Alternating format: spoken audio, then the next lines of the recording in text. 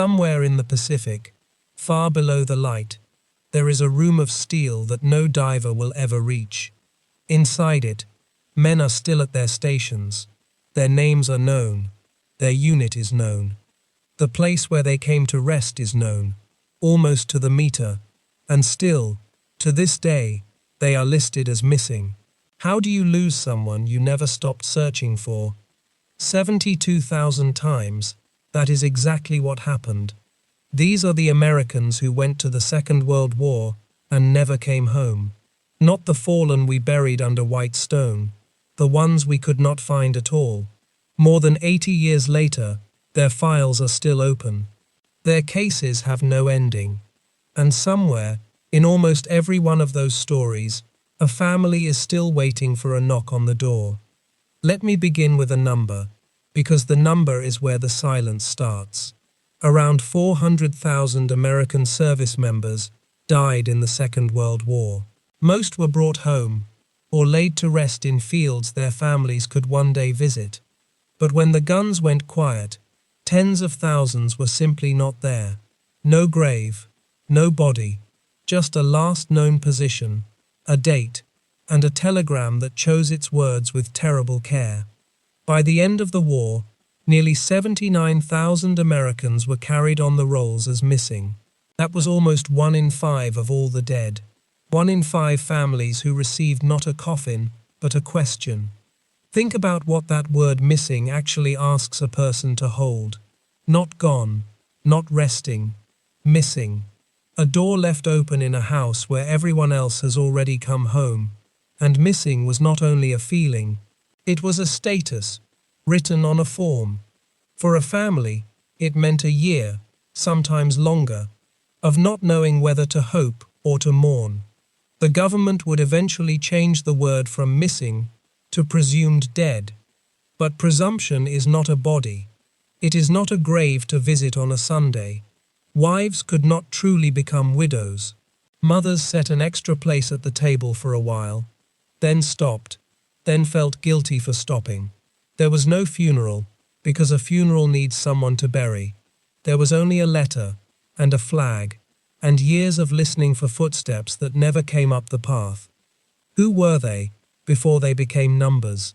They were farm boys who had never seen the ocean until they were floating on it. They were 19, and 20, and 21, the age when you are certain you cannot die. They packed a photograph, a folded letter, a small comb, a rosary. They had nicknames their sergeants used and their mothers hated. Most of them believed, without question, that they were coming back.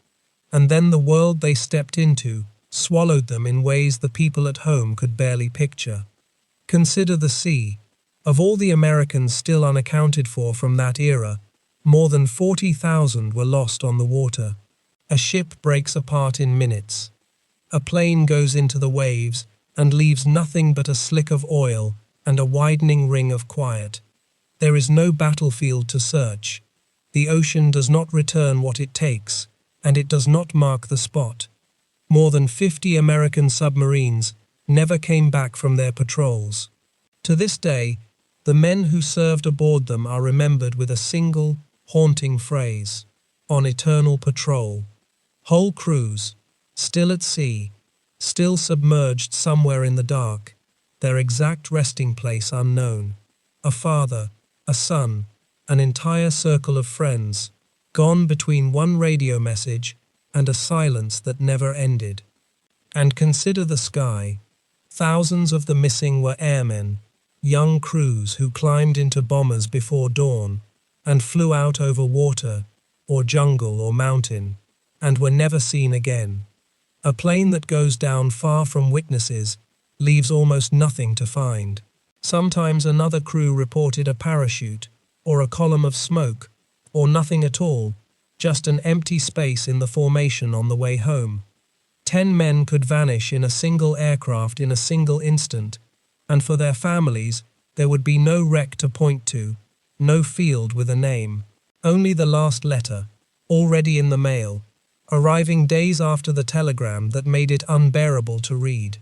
3/4 of all the missing were lost in the vast reaches of the Pacific.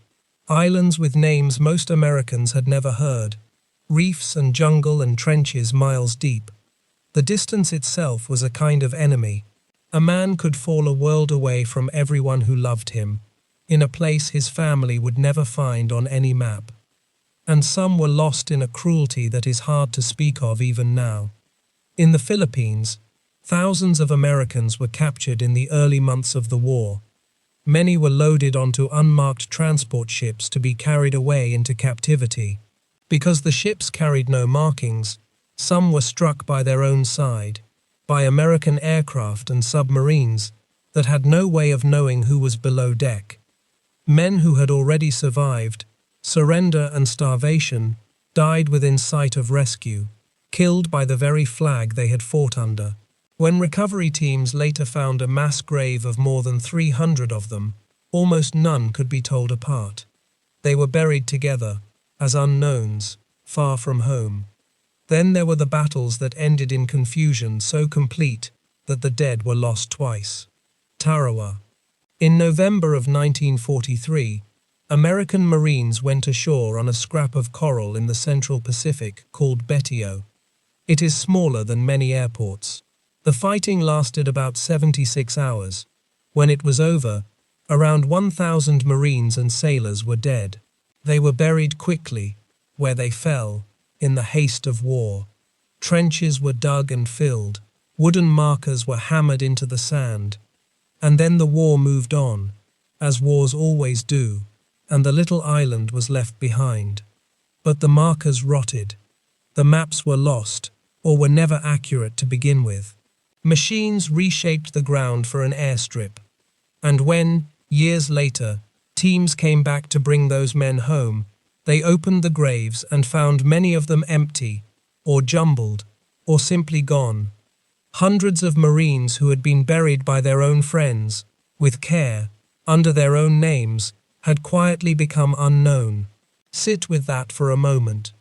They were not lost in the chaos of the fighting. They were lost afterward. Lost by the very act of trying to move forward.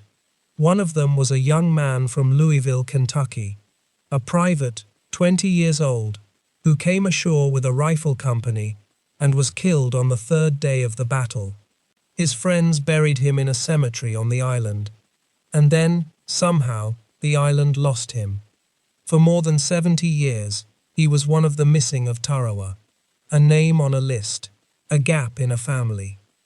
It was not until a few years ago, when a private group of searchers combed that ground again, that his remains were found and finally named. 76 years, to cross a few hundred meters of coral and come home.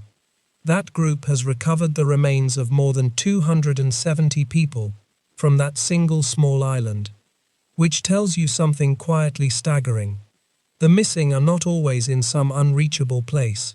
Sometimes they are right there, underground we walked away from, waiting for us to come back and look again. And the men doing the looking are not strangers to patience.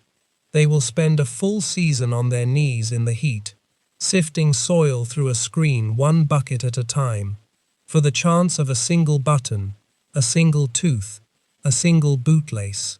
They map the ground the way a detective maps a room.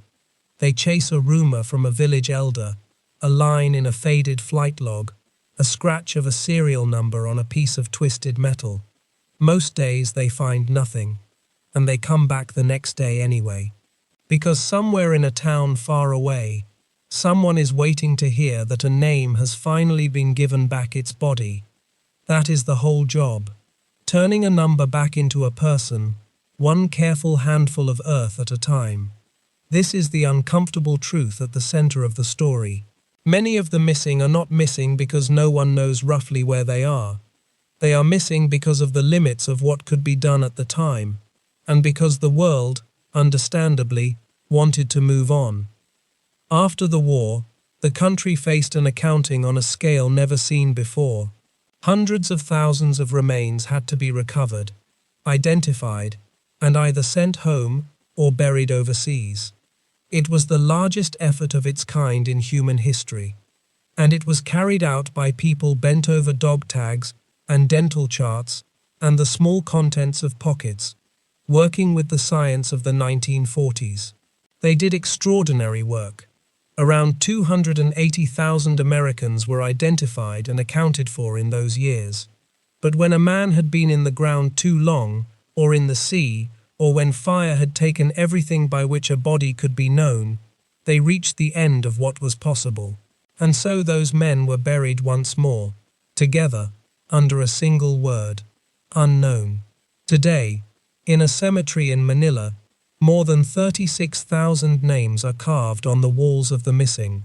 And not far from those walls, in the same cemetery, around 2,900 Americans lie buried as unknowns. Their names are on the marble, their bodies are in the ground nearby, and for decades there was no way to join the two.